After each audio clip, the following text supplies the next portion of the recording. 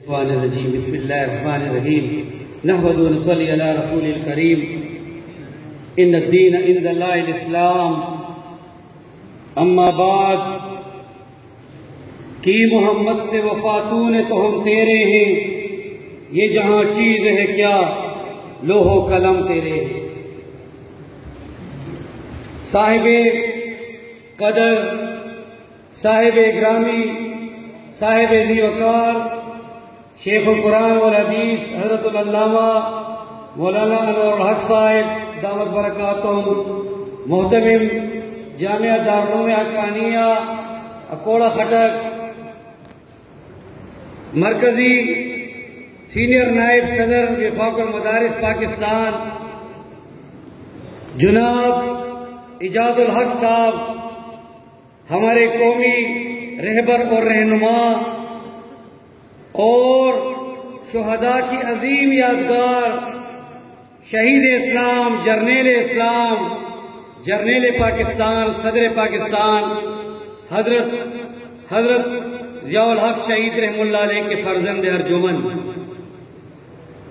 مولانا یوسف شاہ صاحب مولانا مفتی مختار اللہ صاحب مولانا سید انور اللہ بادشاہ صاحب مولانا منیب اللہ بادشاہ صاحب مولانا لقمان الحق صاحب مولانا اسامہ سمیع صاحب مولانا خزیمہ سمیع صاحب اور جناب مولانا حسنات صاحب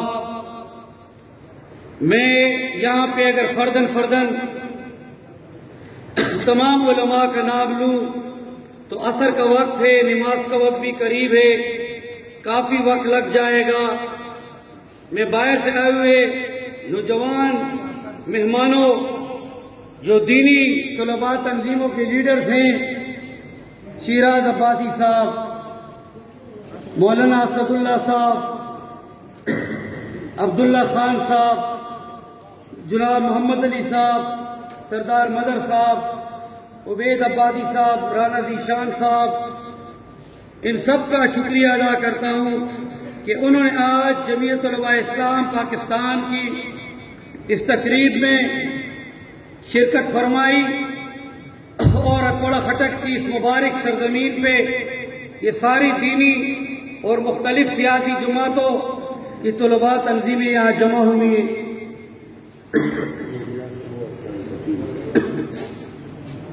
آج انتہائی اہم دن ہے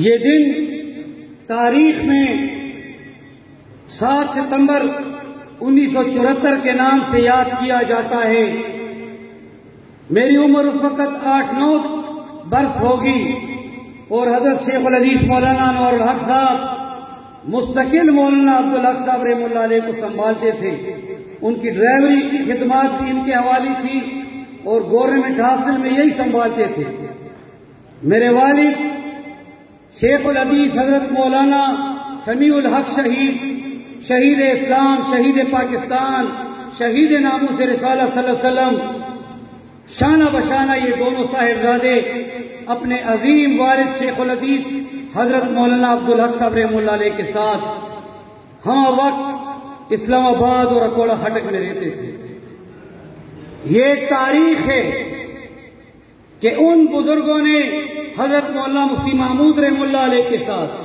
مولانا غلام غوث ہزاری رحم اللہ علیہ کے ہمراہ مولانا شاہ احمد نورانی رحم اللہ علیہ کے ہمراہ مولانا جناب پروفیسر غفور احمد صاحب کے ہمراہ اور بڑے اس وقت کے نامور سیاستدان مذہبی لیڈرز تمام مسالک کے لوگ قادیانیت کے خلاف متفق ہوئے میں آپ کو تھوڑی سی تاریخ بتا دوں کہ جب حضرت قائد جمعیت مولانا سمیع الحق شہید کو اور مولانا تقی عثمانی صاحب کو حضرت مولانا مفتی محمود رحم اللہ علیہ جو جمعیت علماء اسلام کے قائد تھے اس وقت پارلیمنٹ میں اور ملک میں اور مولانا عبدالحق صاحب رحم اللہ علیہ ہمارے دادا جان شیخ الحدیث صاحب جو یہاں کوڑا خٹک سے MNA تھے انہوں نے مولانا سمیع الحق شہید اور مولانا تقی عثمانی کو کمرے میں بلایا اور ان سے کہا کہ آپ کے پاس زیادہ سے زیادہ 48 گھنٹے کا وقت ہے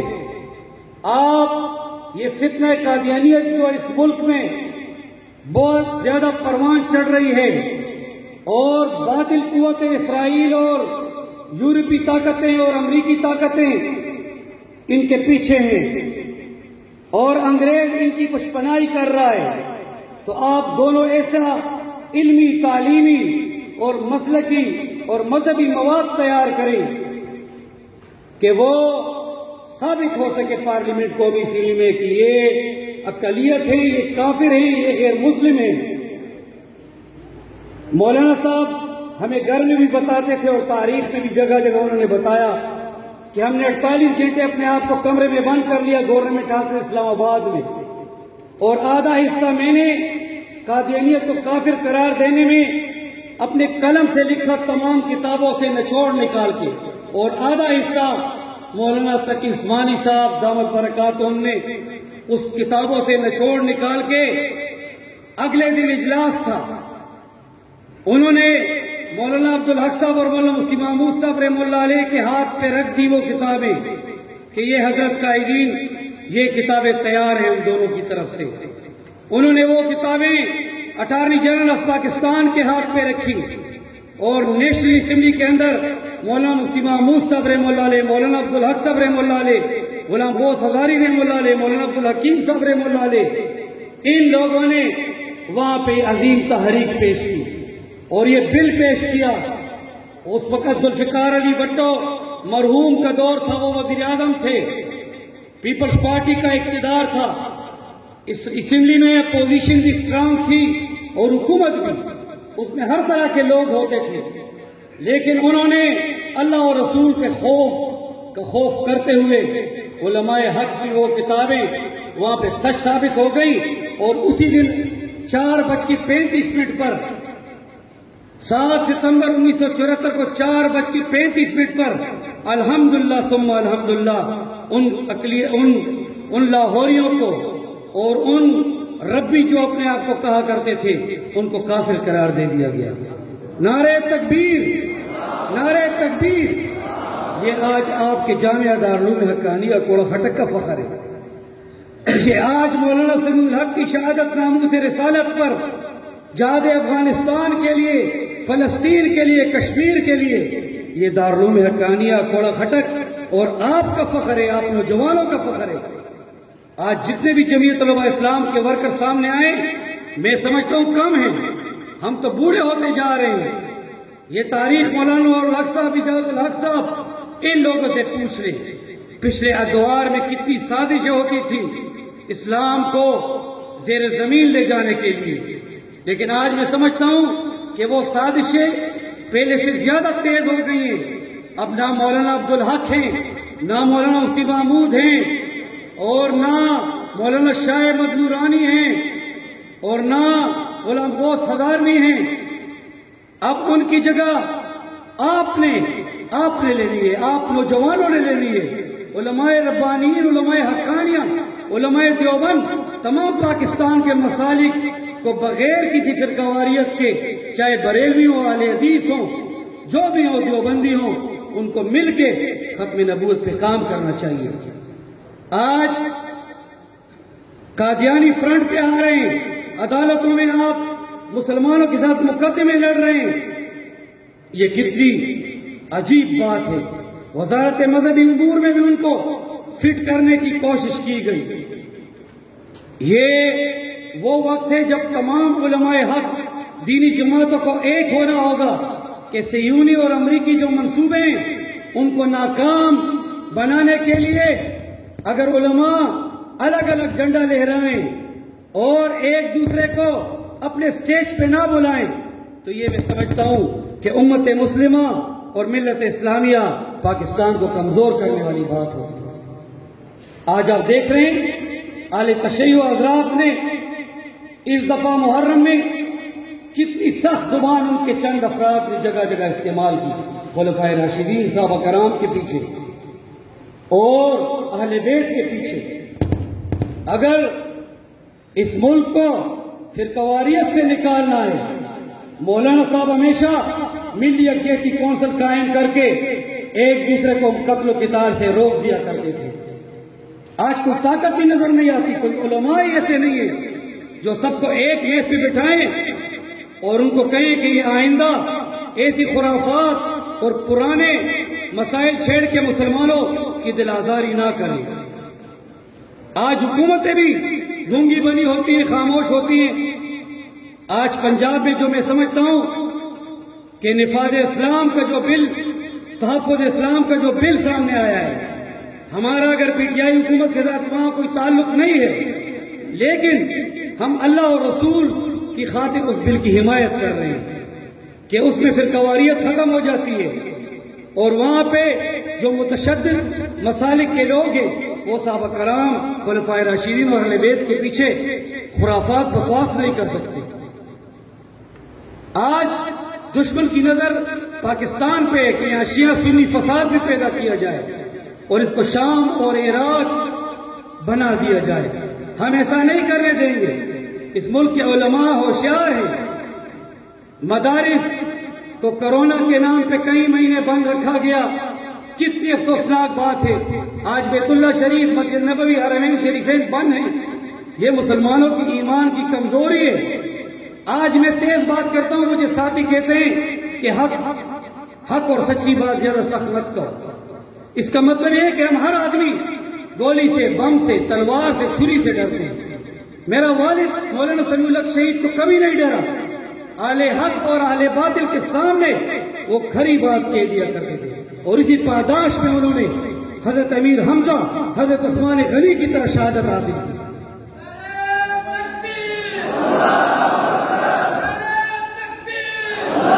آج علماء کو نعرہ تکبیر، عظمت صحابہ، تاجو تخت ختم نبوت، تاجو تخت ختم نبوت، مولانا حمید الحق اکالی سے مرتبہ بالمرد حق، مرتبہ بالمرد حق۔ میں سمجھتا ہوں کہ یہ وقت اتحاد کا ہے۔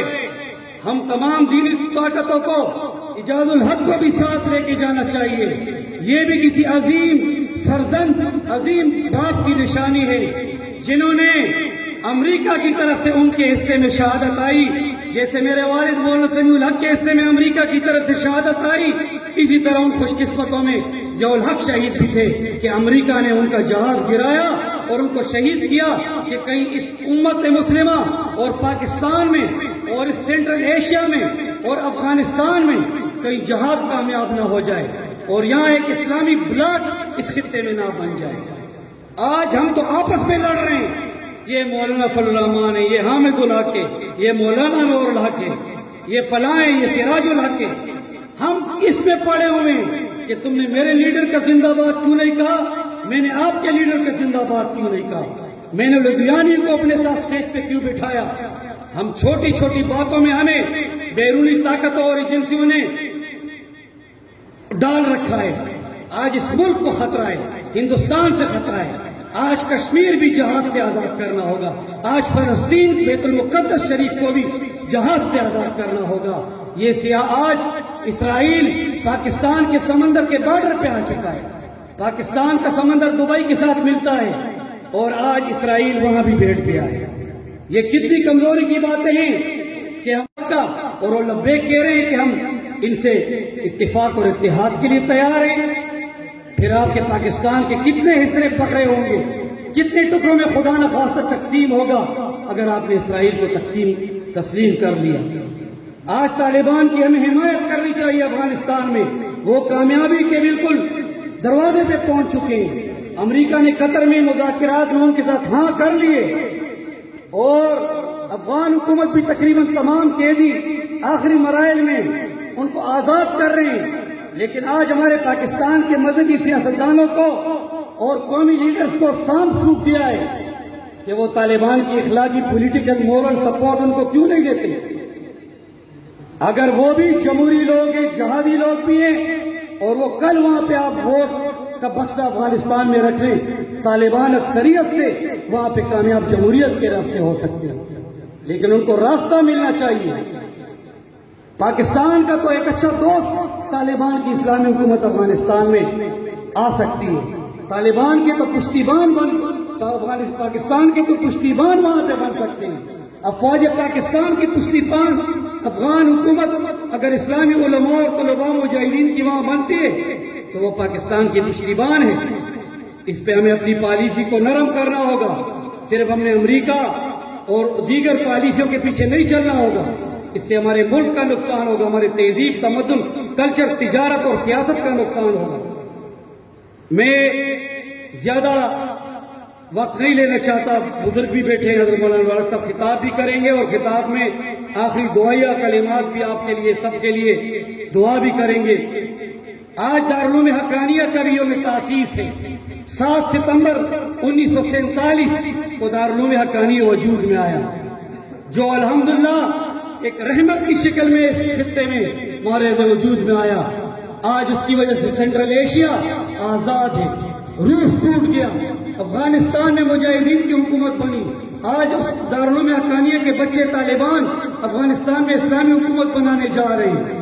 آج پاکستان میں جتنے لاکھوں کروڑوں دیندار بچے نوجوان دین کی تعلیم حاصل کر رہے ہیں, یہ سب دیوبند ثانی دارالعلوم حقانیہ کی برکت. آج مولانا عبدالحق صاحب ہمارے دادا جان اور حضرت مولانا اور الحق صاحب مولانا سمیع الحق شہید کے والد, ان کا یوم وفات بھی ہے. 7 ستمبر 1988 کو انہوں نے ضیاء الحق صاحب کی شہادت کے 20-25 دن بعد ان کا بھی انتقال ہو گیا. ان کو بہت زیادہ صدمہ پہنچا. جب ہم نے بتایا شیرخواہ ہاسپٹل میں, پہلے تو چھپائے رکھا, بعد میں ان کو پتہ چل گیا کہ وہ شہید ہوئے جہاز, تو بہت زیادہ ان سے دلی لگاؤ اور تعلق تھا ضیاء الحق سے. ضیاء الحق تو جرنیل تھے, سیاسی اختلاف بڑی پارٹیوں کو جنرل ضیاء الحق شہید سے, لیکن ہم مذہبی لوگ ان کو اس وقت بھی اس لیے سپورٹ کرتے تھے کہ وہ بے انتہا دیندار تھے. نظام صلاحت کا قانون پاکستان میں وہ رائج کرنا چاہتے تھے. وہاں پہ اسلام کے تمام شرعی قوانین وہ منظور کرنا چاہتے تھے.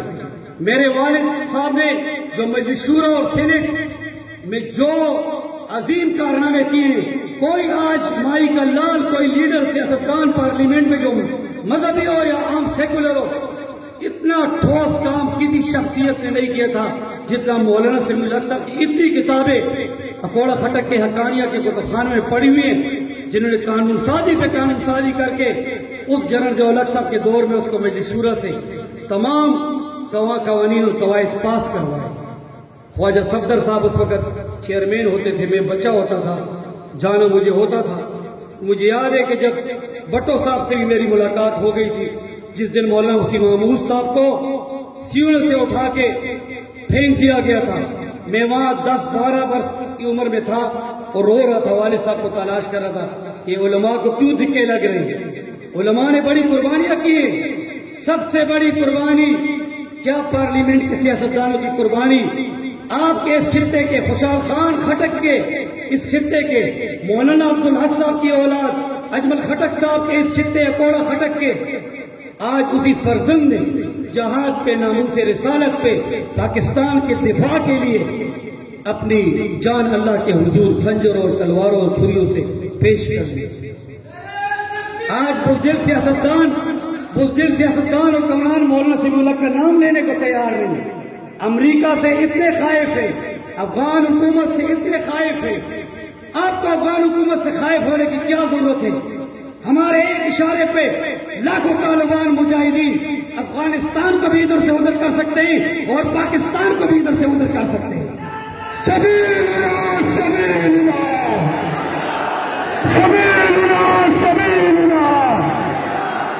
پاکستان کا مطلب کیا؟